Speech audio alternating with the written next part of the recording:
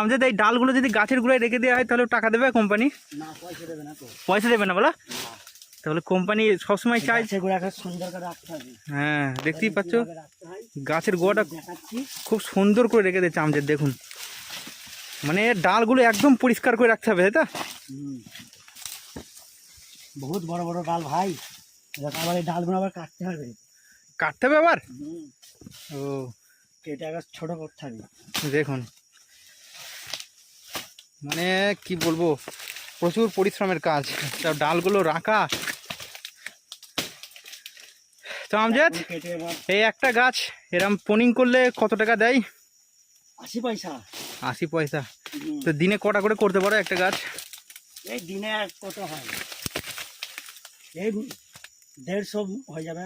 150 মানে প্রায় কম করেও প্রায় 50 টাকার উপরে কাজ করবে মালয়েশিয়ার ইঙ্গিত। হ্যাঁ, মালয়েশিয়ায় 50 টাকা রিঙ্গিত কাজ হবে।